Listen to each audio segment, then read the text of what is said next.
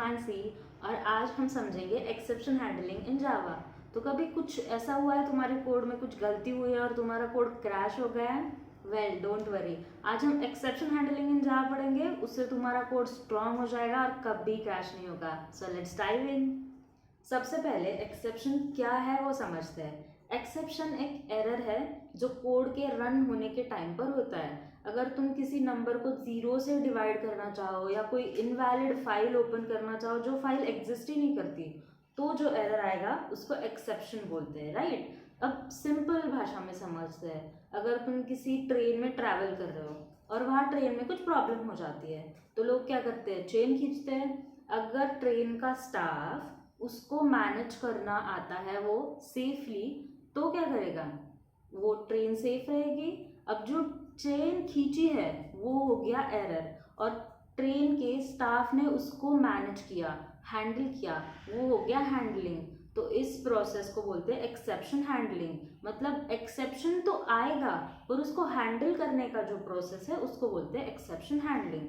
अब exception handling बहुत सारे टाइप्स की होती है, हम वन बाय वन सब देखेंगे। अब ये समझते हैं कि एक्सेप्शन हैंडलिंग हम करते क्यों है, उसका फ़ायदा क्या है। तो एक्सेप्शन हैंडलिंग में अगर तुम्हारे कोड में कुछ एरर या एक्सेप्शन आ जाता है तो एक्सेप्शन हैंडल उसे स्मूथली हैंडल करता है और हमारा प्रोग्राम क्रैश नहीं होता, स्मूथली टर्मिनेट हो जाता है और रुक जाता है, जबकि हमारा एरर आने का चांस उसमें कम हो जाता है। ठीक है, अब हम एक एग्जाम्पल लेके समझते हैं कि एक्सेप्शन होता क्या है। अब एक कोड लेते हैं, इसमें दो वेरिएबल्स लेंगे, int a equals to 9 and int b equals to 0, और इसको प्रिंट करवाएंगे a डिवाइड बाय b। अब इसमें क्या है, हमें 9 को 0 से डिवाइड करना है। अब 0 से तो डिवाइड होगा नहीं, एक्सेप्शन आएगा। तो ये कोड रन करके देखते हैं। एक्सेप्शन आ गया, exception in thread main java.lang.arithmetic exception.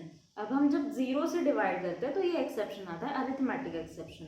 अब ऐसे एक्सेप्शंस के बहुत सारे टाइप्स होते हैं। अब जावा में हम जब एक्सेप्शन हैंडलिंग करते हैं तो ट्राई, कैच और फाइनली, ये 3 ब्लॉक्स यूज करते हैं जब भी हम एक्सेप्शन हैंडल करेंगे। कोई भी एक्सेप्शन आएगा तो ट्राई, कैच एंड फाइनली। अब ट्राई ब्लॉक में हम वो कोड लिखते हैं जो हमारे लिए रिस्क तैयार करता है।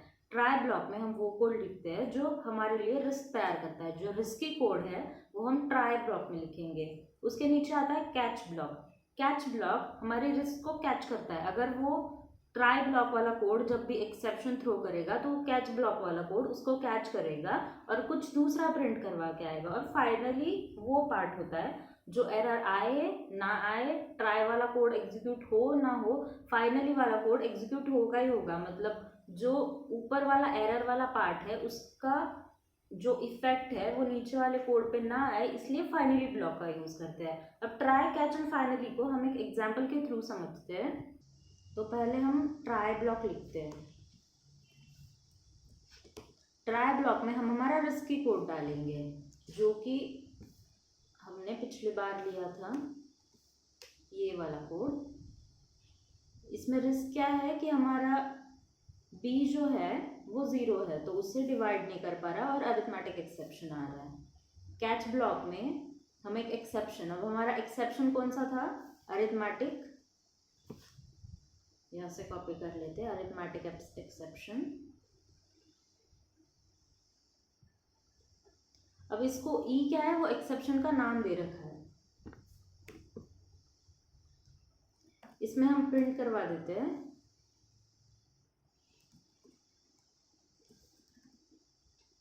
कैन नॉट डिवाइड बाय 0, और इसके नीचे आएगा फाइनली ब्लॉक। फाइनली ब्लॉक में तो क्या प्रिंट करवाएंगे? एग्जीक्यूशन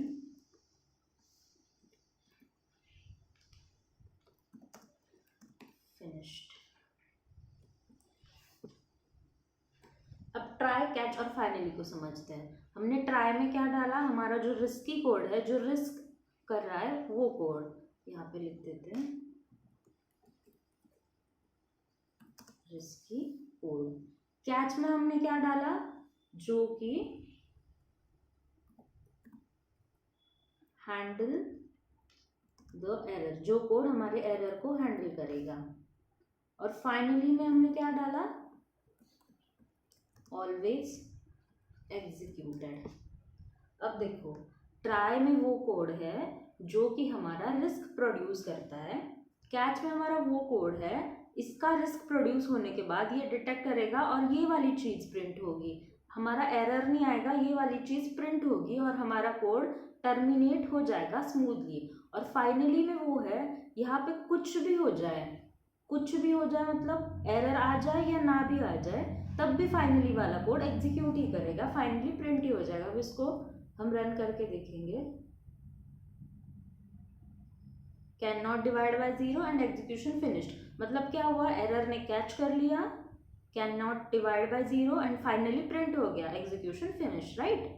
अब हम कुछ कॉमन एक्सेप्शंस देखते हैं जावा में, जो बहुत बार आते हैं, क्योंकि अब जब आ जाए आपको नेक्स्ट वाला एक्सेप्शन तो आपको समझ में आया इसको फिक्स कैसे करना है। अब हम अरिथमेटिक एक्सेप्शन एक एग्जांपल से समझते हैं। पहले इसको असाइन कर देते 8, फिर b एक वेरिएबल लेते हैं जिसको 2 बोल देते हैं। और अब हमारा अरिथमेटिक एक्सेप्शन आता क्यों है, जब हमारा जिससे डिवाइड करना है वो नंबर 0 हो जाता है, तब अभी हमने 0 नहीं असाइन किया है, ठीक है, या फिर चलो 0 असाइन ही कर देते हैं। अब इस कोड को रन करके देखेंगे, एक मिनट प्रिंट करवाना रह गया, a डिवाइड बाय b। अब इसको प्रिंट करके देखेंगे तो आ गया अरिथमेटिक एक्सेप्शन।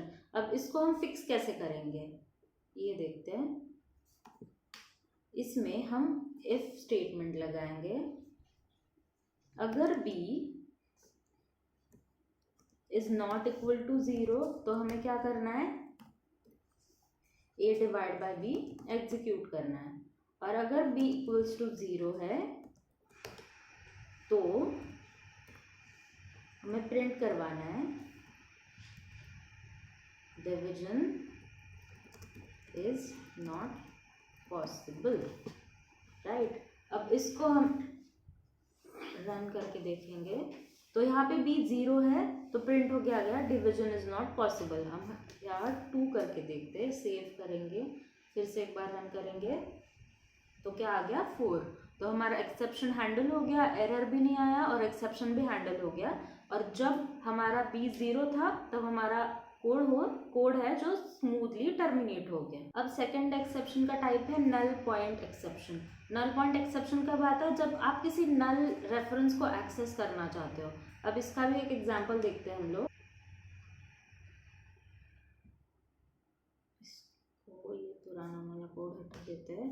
इसमें हम एक स्ट्रिंग लिखेंगे नेम और उसको नल बना देंगे, और इसको एक्सेस करना चाहे मतलब इस नेम का अगर हम लेंथ प्रिंट करना चाहे, इसको भी रन करके देखते हैं तो ये आ गया हमारा null point exception. Null point exception कब आया, जब हमने किसी नल चीज को एक्सेस करना चाहा। तब इसको हम हैंडल कैसे करेंगे, ये अभी नल है नेम, तो if name is not equals to null तो हमें प्रिंट करवाना है नेम डॉट लेंथ। अगर नल नहीं है तो हम लेंथ प्रिंट करवाएंगे, एल्स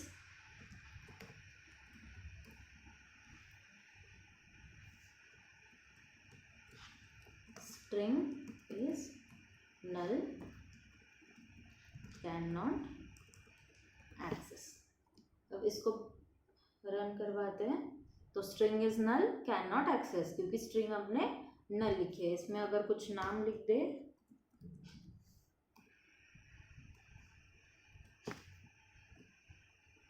तो अभी लेंथ प्रिंट हो जाएगी 6, यस। तो अब थर्ड एक्सेप्शन देखते हैं, array index out of bound. ये एक एक्सेप्शन है, जब हम एरे में इनवैलिड इंडेक्स को एक्सेस करना चाहते हैं तब ये एक्सेप्शन आता है। अब इसको भी एक एग्जांपल से समझते हैं। अब पहले एक एरे बनाएंगे हम नंबर्स, इसमें नंबर्स ऐड कर देते हैं 1 2 एंड 3। ओके, और अब जब एरे में हम पोजीशन लेते हैं तो ये 0 होता है, ये 1 होता है और 2 होता है पोजीशन वाइज, राइट। तो अगर हम इस नंबर्स में, नंबर्स नाम के एरे में थर्ड पोजीशन पे क्या है वो प्रिंट करवाएंगे, तो प्रिंट तो होगा ही नहीं क्योंकि थर्ड पोजीशन इस एरे में है ही नहीं। ये 0th पोजीशन है, ये फर्स्ट पोजीशन है और ये सेकंड पोजीशन है, तो थर्ड पोजीशन तो है ही नहीं। तो यहाँ पे आएगा array index out of bound. Yes, array index out of bound. अब इस एक्सेप्शंस को हम हैंडल कैसे करेंगे? If 3 is greater than, 3 is less than numbers dot length, मतलब 3 जो पोजीशन है वो less than numbers dot length है, मतलब लेंथ थर्ड वाले पोजीशन से ज़्यादा है, 4 या 5 ऐसी कुछ लेंथ है। तो हमें क्या प्रिंट करवाना है? जो हमें हमारे नंबर्स में थर्ड वाले पोजीशन पे जो आता है नंबर, वो हमें प्रिंट करवा देना है। एल्स हमें उस एक्सेप्शन को कैच करना है। क्या कैच करेंगे इसमें? Index out of bound, right. अब इसको डिलीट करेंगे और इसको रन करके देखते हैं। तो इंडेक्स आउट ऑफ बाउंड, क्योंकि थर्ड वाली पोजीशन हमारे एरे में है ही नहीं। अब हम इसमें और एक डाल देते हैं, ठीक है। अब थर्ड वाली पोजीशन आ गई, अब प्रिंट होना चाहिए 4। यस, प्रिंट हो गया। अब कभी कभी हमें मैन्युअली एक्सेप्शन थ्रो करना पड़ता है, हमारे कोड में कुछ भी एरर ना आए, इसलिए हम मैन्युअली एक्सेप्शन थ्रो करते हैं, मतलब पहले ही उस एक्सेप्शन को थ्रो कर देते हैं, राइट। इसका भी एक एग्जाम्पल देखते हैं। ओके, अब इसमें एक वॉइड बना लेते हैं, पब्लिक वॉइड चेक एज। इसमें हम इंट एज पास कर देंगे। और देखो, जब हम मैन्युअली एक्सेप्शन थ्रो करते हैं तो उसमें 2 कीवर्ड्स यूज करते हैं, थ्रो एंड थ्रोज। अब यहाँ पे थ्रोज यूज होगा पहले, यही सिंटैक्स है, पहले थ्रोज यूज होता है उसके अंदर थ्रो। ये थ्रोज क्या बताता है? एक मिनट, एक्सेप्शन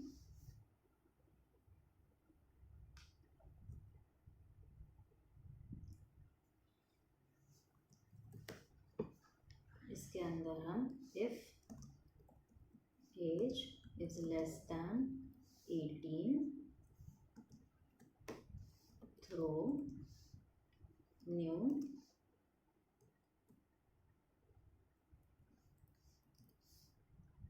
एक्सेप्शन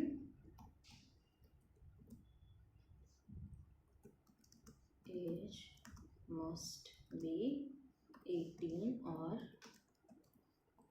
above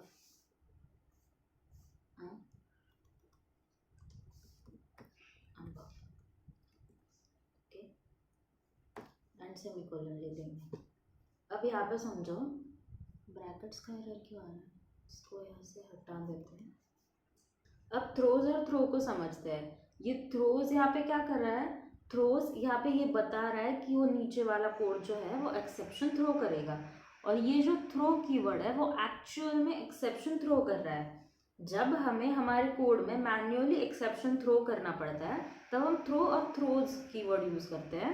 पहले पब्लिक वर्ड में हम थ्रोज लगाएंगे ये बताने के लिए कि ये वाला कोड एक्सेप्शन थ्रो कर रहा है, और ये थ्रो वाला जो कीवर्ड है वो एक्चुअल में एक्सेप्शन थ्रो करेगा, राइट। अब हम इसको ट्राई कैच से मेन वॉइड में क्लियर कर सकते हैं। इस वाले कोड में क्या हो रहा है? ये थ्रोज कीवर्ड ये बता रहा है कि एक्सेप्शन थ्रो कर रहा है ये नीचे वाला कोड, और अगर एज इज लेस देन 18 है तो ये वाला एक्सेप्शन थ्रो एक्चुअल में कौन कर रहा है कि एज मस्ट बी 18 और अबव, ये थ्रो वाला कीवर्ड, राइट। अब कुछ प्रैक्टिसेस देखते हैं जो तुम्हारे कोड को और बेटर बनाएंगे। ऑलवेज कैच स्पेसिफिक एक्सेप्शन, जब कोई एक्सेप्शन आ रहा है तो उसको वैसे ही छोड़ के कोड रन मत करो, क्योंकि एक्सेप्शन आता है तो तुम्हारे कोड में एरर जनरेट होता है। एक्सेप्शन को हमेशा कैच करो ट्राई कैच ब्लॉक से।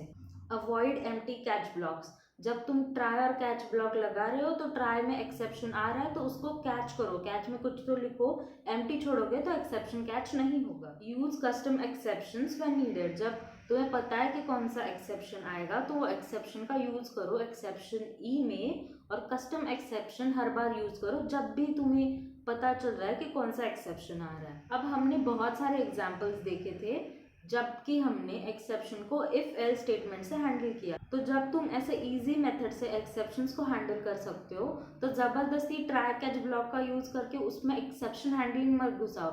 जब नॉर्मल जावा के सिंटैक्स से अगर तुम एक्सेप्शन हैंडल कर सकते हो तो तुम उससे हैंडल करना, क्योंकि हमें हमारे कोड को कॉम्प्लेक्स नहीं बनाना है। जितना उसको नीट एंड क्लीन और सिंपल रख सकते हो वैसा ही रखो, क्योंकि बाद में तुम रिविजन करोगे तो तुम्हें वैसा ही कोड समझ में आ जाएगा। जबरदस्ती एक्सेप्शन हैंडलिंग मत घुसा। अगर तुम इफ एल से कोड क्लियर कर सकते हो तो उससे पहले क्लियर करने का ट्राई करो। तो आज हमने क्या क्या किया, एक्सेप्शन हैंडलिंग को समझा, कुछ कॉमन एक्सेप्शंस देखे, उसके एग्जांपल्स देखे, और जो जो नॉर्मल एक्सेप्शंस आते तुम्हारे कोड में जिससे तुम्हें प्रॉब्लम हो सकती है और कोड एग्जीक्यूट करने में मुश्किल हो सकती है, वो सब कुछ हमने समझा। अब ये सब कुछ बिगिनर फ्रेंडली है तो तुम ये सब आराम से प्रैक्टिस कर सकते हो अपने घर पे बैठ के। और सबसे इम्पॉर्टेंट पॉइंट है एक्सेप्शन हैंडलिंग अगर ज़्यादा यूज़ ना भी हो तो इंटरव्यूज़ में बहुत ज़्यादा पूछते हैं। इंटरव्यूज़ में वो लोग क्या करेंगे, एज पर माई एक्सपीरियंस, वो लोग एक शीट ऑफ पेपर पे तुम्हें कुछ कोड लिख के देंगे और तुम्हें ये बताना पड़ेगा कि उसमें एक्सेप्शन कौन सा आ रहा है, या वो एक्सेप्शन आ रहा है तो वो क्या कैच करेगा, क्या थ्रो करेगा। थ्रो और थ्रोज कीवर्ड का डिफरेंस पूछते हैं। तो तुम्हें ये सब पॉइंट्स को एक बार रिमाइंड करना है और नोट करके लो जो जो इम्पॉर्टेंट क्वेश्चंस मैंने अभी बताया। यही था सब कुछ एक्सेप्शन हैंडलिंग के बारे में। इससे ज़्यादा बिगिनर लेवल पे तो और कुछ जानने की ज़रूरत नहीं है। तो अगर तुम्हें पहले कुछ एक्सेप्शन आया था अपने कोड में तो कमेंट करके ज़रूर बताना कि कौन सा एक्सेप्शन आया था और तुमने उसे कैसे सॉल्व किया। बाकी अगर वीडियो पसंद आया हो तो वो लाइक का बटन और सब्सक्राइब का बटन ज़रूर दबा देना। बाय बाय, मिलते हैं नेक्स्ट वीडियो में। Till then keep learning and keep coding.